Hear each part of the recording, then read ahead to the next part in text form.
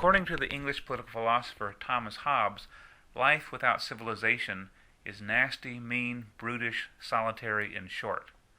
That might be true, but clearly just as true, life in ancient Mesopotamia was also nasty, mean, brutish, and short, perhaps shorter than it was in life before civilization emerged.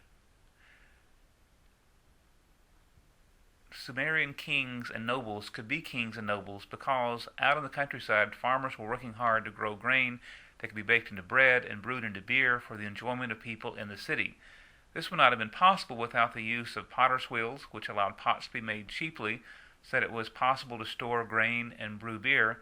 Eventually someone realized that wheels could also be put onto carts, which could be drawn by horses, and that war chariots could be born out of that invention, which allowed for the conquest of greater and greater empires. The Sumerians invented writing and literature to celebrate their heroes and their victories over their foes. They made tools out of bronze, but they also made weapons out of bronze, and they appear to have created the first trained and organized armies able to exert the will of one city and of one king over other people and other cities. Ancient Sumeria, ancient Mesopotamia, was a nasty, mean, brutish place sometimes. This violence is even reflected in the Sumerian creation story, which involves a violent struggle between the god Marduk and his mother, the monster Tiamat. After Marduk kills Tiamat, he uses her body to create the heavens and the earth, and people, by the way, are the vermin that emerge out of her dead and decaying body.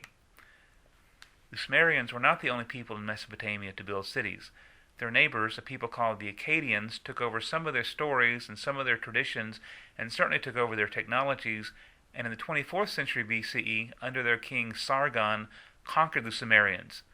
Sargon created the first empire of the ancient world, and held it together with a combination of administrative brilliance and absolute terror. Mostly he used terror. According to one text, after the conquest of Uruk, Lugal-Zag-AC, the defeated king, was brought by the winner in a dog collar to the gate of Enlil. But conquests don't last forever. The descendants of Sargon were not as competent or as vicious as he was, and by 2083 the kingdom had fallen apart. One troubling text from the period suggests that things were not going at all well. It asks, who is king? Who is not king? Irgigi the king, Nanum the king, Emi the king, Ilulu the king. The four of them were kings but reigned only 3 years. Then after a series of other short-reigning monarchs, the city of Uruk was smitten with weapons and its kingship was carried off by the Gudian hordes. We don't really know who the Gudians were. They were apparently a barbaric people who, in spite of their lack of civility, were able to wreak havoc on civilized people. The fall of the city of Akkad permitted a restoration of the Sumerian kingdom, what we call the third dynasty of Ur, but in time, in ancient Mesopotamia, the times were changing. In 1792 BCE, another ambitious king in the city of Babylon began to expand his power at the expense of his neighbors, establishing the first Babylonian Empire. This king, Hammurabi, is best known to us because, almost by chance, a stele was preserved with his law code on it, this most extensive law code that comes to us from ancient Mesopotamia. Most of his laws deal with inheritance and runaway slaves and the adoption of children and the usual stuff of civilized life. But the best-known laws are those that deal with retaliation. Law 196 rather says it all. If a man puts out the eye of another man, his eye shall be put out. There were limitations and exceptions to this. If a free man put out the eye of a slave, he paid a modest fine. If a slave put out the eye of a freed man, then it would be a far more serious penalty. Aside from the fact that one's standing before the law depended on one's social status, these laws also set out a principle that retaliation had to be limited and equitable. The penalty for putting out an eye is the loss of an eye. The penalty for accidentally killing the daughter of a freedman is the death of one's own daughter. It may not sound fair to us, but it seemed to benefit everyone in the relationship, in that it kept violence down to a minimum. Mesopotamian kingdoms tended to rely heavily on the personality and ability of the rulers, and after King Hammurabi died, his kingdom entered a long decline, followed by a conquest by the Kassites and general collapse. In fact, the entire Near East and Mediterranean seems to have experienced several centuries of economic and political collapse, what's called the Bronze Age collapse, that might have had something to do with a temporary climate change caused by the eruption of a volcano in the Mediterranean. When the Bronze Age collapse ended, the world and the ancient Near East entered into the Iron Age with a new set of vigorous and very unpleasant conquerors.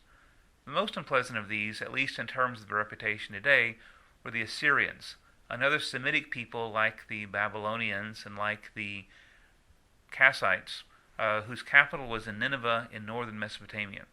The Assyrians had been around for a very long time, conquering and being conquered, when, after surviving the Bronze Age collapse relatively intact, the Assyrians in 911 BC began to expand their empire throughout Mesopotamia and into Palestine, Egypt, and Asia Minor. In 722 BC, the Assyrians smashed the small state of Israel and subjugated its southern neighbor, Judah. The 10 tribes that made up the northern kingdom of Israel were never heard from again.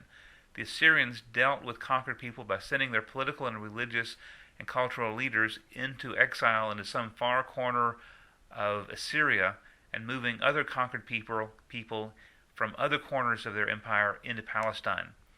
It was Nineveh, by the way, that God told Jonah to go and preach to when Jonah decided to go in the other direction and found himself swallowed by a whale. The Assyrians were probably no worse than any ancient imperial power would have been, but their collapse in 605 BC after the Battle of Carchemish was greeted in the Hebrew Scripture and elsewhere as calls for celebration. This enthusiasm was misplaced. A restored and renewed Babylonian Empire quickly took the Assyrians' place as the dominant power of Mesopotamia, sacking and pillaging and sending off into exile anyone who got in their way. The Babylonians conquered Jerusalem and in 587 BCE sent all but the poorest and most insignificant of Israelites into exile in Babylon. This experience of exile was formative in the creation of a written Hebrew Bible and the recognition that the God of the Israelites was not a divinity to be messed with. Babylon's days were limited as well. In 338 BCE, Babylon fell to the Persian ruler Cyrus the Great. A rather enlightened fellow for a conqueror, he allowed the Jews to return to Palestine to rebuild their temple and try to restore their traditions. It's no wonder then that Cyrus gets such a positive coverage in the Old Testament and in popular memory.